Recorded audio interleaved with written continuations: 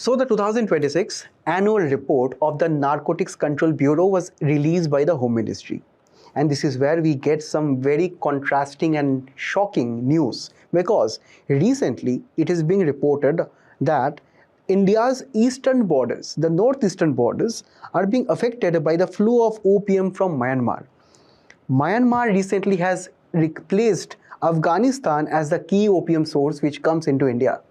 And this is illegal, and that is why exactly the NCB is highly vigilant of this kind of trends and recent activities. So this is where in this discussion we will get to understand why this is a major internal security threat, what is the overall threat that we also have on our Indian society because of substance abuse, and finally what is the broader relations that India has to maintain with the neighborhood countries to actually dismantle the illegal drug trafficking trade. But for starters, let us start with some mapping aspects which are important for our prelims exam. Now, look at the map here, guys. Our beloved India is located right in the middle of two major drug trafficking networks. On our right, we have the Golden Triangle. This is the area which we are going to heavily focus on today. So this is consisting of countries such as Myanmar, Laos, Thailand, Vietnam, where massive illegal drug trafficking happens. Now, why this is in the news right now? Because the previously more active Golden Crescent consisting of Iran, Pakistan and Afghanistan saw a recent decline in opium production. Opium production, as you know, is very important for the illegal drug trafficking networks to continue, because opium serves as a basic raw material for producing major drugs which are illegal in nature. So what happened, in 2022 when Taliban came into power after US left Afghanistan, Taliban filled in the vacuum. Also, on the other hand, global media was on Taliban. All the attention was on Taliban, because before, when Taliban was active before, they used this illegal drug trafficking network to fuel Afghanistan's economy.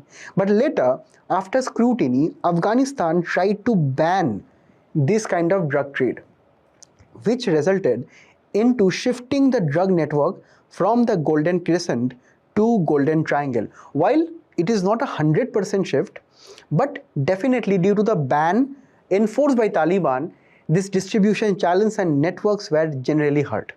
Where it shifted towards? It shifted towards the Shan state in Myanmar. And why Myanmar stepped into vacuum? Because as you have seen in the last couple of years, you have seen how Myanmar steadily declined into chaos. You have seen how noted Nobel Peace Prize winners were imprisoned. You have seen how military coup happened, how the influx of Rohingyas into India and various other surrounding countries totally kind of destabilized the border states of the northeastern India also. So we have seen how, due to the decline of democratic institutions in Myanmar, has also indirectly increased the illegal poppy cultivation by more than 56%. And a major reason was the shifting of the trafficking networks from Golden Crescent to Golden Triangle. Now, how this is taking place? This is taking place via various infiltration corridors into India. Mainly we have two. For example, when we talk about Manipur, we have the National Highway 102. This is where these illegal drug traffickers take use of our own networks and highways and they infiltrate the drugs. Also, on the other hand, Mizoram has various areas such as Champai, which is the major hub of how the trade happens in this area. Now, before, what used to happen? The Golden Triangle used to be a region which used to cater as an intermediary for the drug trafficking networks in South America, right? Also, they used to facilitate the terrorism networks and all the other networks of the Golden Crescent.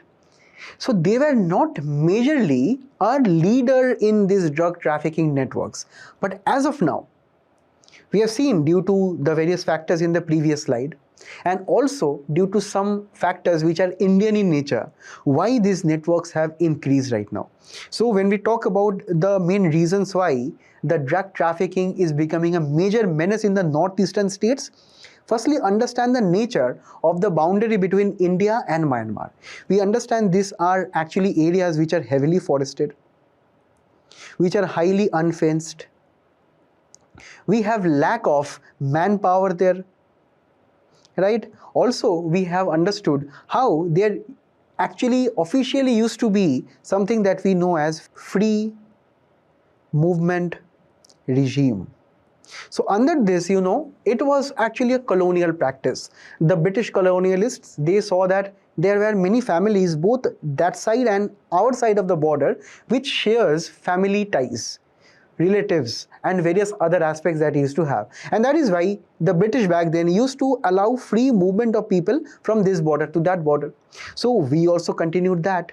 After independence, the Indian government continued this aspect because we have to continue the family ties and the customs of our country.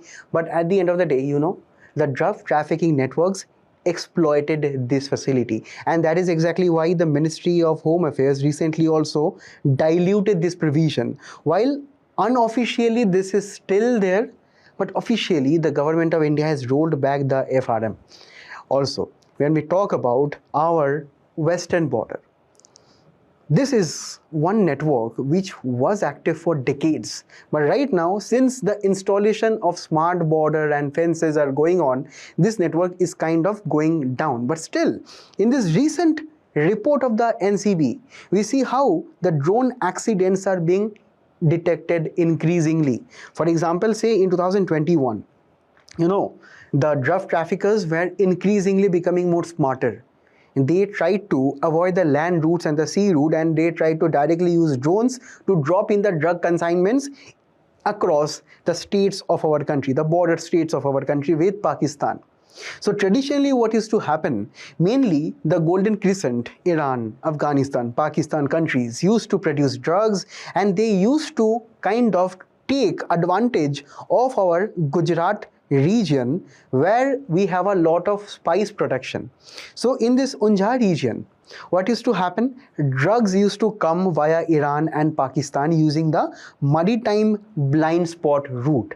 Because back then we did not have too much of satellite imageries and intelligence aspects. So the drugs used to come via sea into the Gujarat region, where this is actually one of Asia's biggest spice markets.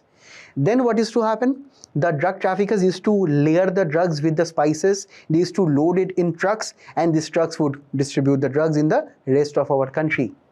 So this is kind of a very serious issue, because still right now the opium stockpiles are being detected at our borders. Drones are being detected. If you see from 2021 to 2025, the drone accidents have increased by more than 100 times. Right? So this means that this is a serious issue, and we have to also understand why this is actually a major internal security nightmare for our country. Firstly, whatever we are talking about narcotics trade. Now, where did terrorism come into this picture? Because when we talk about the drug trafficking, these are the people who illegally plant those poppy seeds or various drug tablets, illegal tablets. So this is where they try to produce and distribute to the markets, and they get money in return. So where did all these terrorism activities come into picture? Now, these two are not different. These two are totally linked together because they act as feedback loop. Because, for example, imagine the state of Pakistan, if you call that as a state at all. But anyways, Pakistan, has a network of illegal drugs, and various terrorist groups also illegally plan those in their own country, in their own homes, and they distribute it via trucks and various other aspects to India. And along with this, they generally use the POK region of our country, from where they also send militants. Sometimes they also send militants with drugs. They sell the drugs in our Kashmir region, and finally in the Punjab and Rajasthan and Gujarat regions, and they get money, and from that money they operate generally as sleeper cells or as handlers or as ISI agents, whatever it is. So drug is actually a very, very essential thing in the terrorist networks of our country. Also, you all have heard about the insurgencies in our northeast region. Also, we have seen how the Nakshals were very, very active, recently. So we have seen that these insurgencies in Northeast, Naxalism, terrorism, they cannot operate without drug trade, because drug is the main money making machine for them. Now, after they make money, they sell it to the youth. And you know, India is sitting on the cusp of a demographic dividend, where the huge massive number of youth that we have would eventually go to work, they would earn a living, they would provide for their families, and they would contribute to the nation. But if these youth, for example 12-year-olds, sometimes even 10-year-olds, they get trapped in drugs, ganja, heroin, cocaine, you name it all, they try it all, especially in some areas of Punjab, in some areas of Rajasthan, also in Kashmir. You go to YouTube and see some videos where some investigative journalists have gone there and reviewed the condition of the youth there. You just see and look at their condition. The youth hardly live up to 20-25 years, after which they die of various diseases due to massive drug overdose. Synthetic drugs, chemical drugs, meth, all are these kind of illegal drugs which the youth below the age of 18 years are consuming. And you can only imagine the state of their mind and the future, and most importantly, how their families are being impacted, right? Also, we also see that preventing this drug trafficking takes a lot of toll on our armed forces too. So, the armed forces, which instead should be focusing on preventing illegal migration, terrorists from the border, they have some extra forces dedicated only for stopping the illegal drug trade. So definitely we have a lot of wasted manpower. Also, at the end of the day, we have seen how Hawala networks are operating, for example, in a parallel underworld economy. So drug trade is not the only activity. Terrorism is linked with it. Black money is linked with it. Money laundering is linked with it. So these Hawala networks try to convert this black money into white money, illegitimate business into legitimate business. So this is all that is going on. And at the end of the day, China is also allegedly a factor, especially in the Golden Triangle region, where there have been reports, there have been various unconfirmed reports as to how China also kind of indirectly funds these kind of drug trafficking networks along the eastern side of our border. So this is a very major menace that India is going through. So that is why India is also not silent. India has been taking so many initiatives. Firstly, for example, we have the NDPS Act, which is the main narcotic acts in the country, which penalizes various people caught doing drug trafficking, and often we have life imprisonment and various other aspects too. So this is a very strong act, and the Home Minister recently told that we have to further strengthen this act by making various amendments. Next, we also kind of try to roll back the free movement regime, because via the various dense jungles and the forests, we have seen how these trafficking networks are operating right now increasingly via the Myanmar border, misutilizing the family ties and the various customs practices.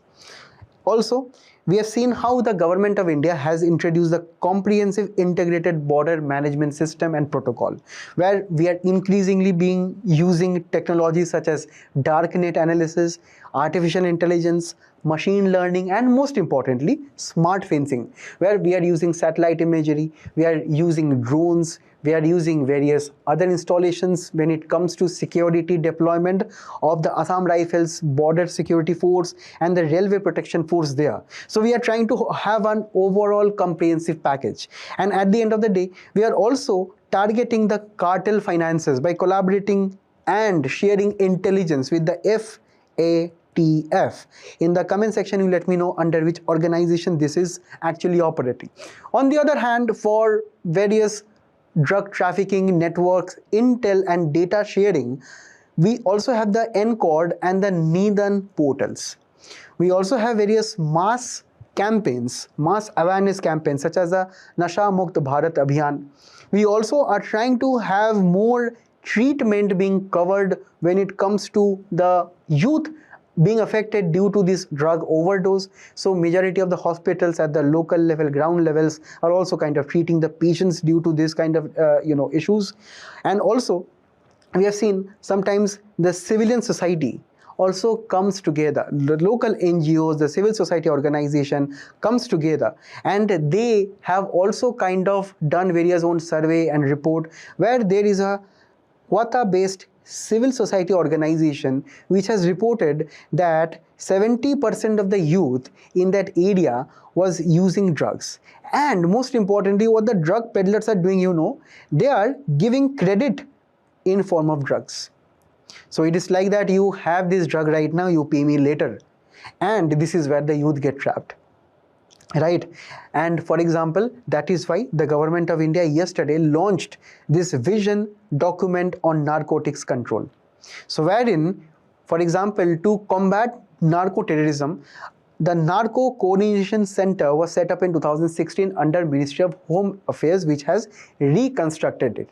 So this is where we have the Apex committee at the top, then executive committee, state level and district level committee. Time and again we have also seen how the government has strengthened the Narcotics Control Bureau. It has reorganized the cadre. It has actually also stressed that the red corner notices will be solved with the help of the CBI. So in the comment section again let me know, because recently it was covered that who publishes these red corner notices. So this is where we have seen that in the recent times by the NCB, more arrests and drug seizures are being reported. So that is a good thing, but that is not enough because we have a long way to go. We have some more things to go. For example, we have to use better technologies and use better drone sensors and low altitude radar system to detect those incoming drones. So we need better security architecture there. On the other hand, we have seen how some states such as Punjab is actually doing the first ever drug and socio-economic census, where 28,000 employees will be surveying 65 lakh families for drug use. Also, when we talk about the technological aspects, we have to also increase the smart fencing architecture of our country. We have to spend more funds here, right? Because as of now, our Home Minister has also warned that these trafficking networks are using Telegram, WhatsApp and Signal.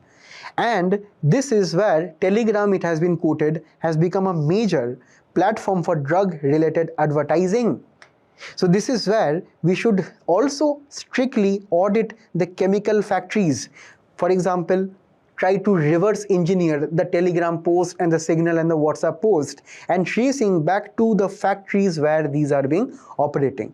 Because at the end of the day, without private sector's help, this cannot go on. Next, we have to set an example, being a model citizen. For example, if you look at the Project Tufan, which is an initiative of the government of India, it has been recently being awarding various local level leaders, such as here Mini Antony, who has combated kind of successfully her local issues in Kerala due to drug trafficking and the overuse of drug trafficking networks. Now, this is where we can set up village defense committees which can be modeled on this particular level, because not only her, we have seen also various examples such as various couples going extra mile to combat drug addiction in native village. For example, there is a couple in Punjab who is doing this mission. And finally, we have to empower the Financial Intelligence Unit into capturing more financial transactions, reporting it to FATF and better intelligence sharing. So this was actually all for this one. Finally, you have one mains practice question. Please do it before we move on to the next one.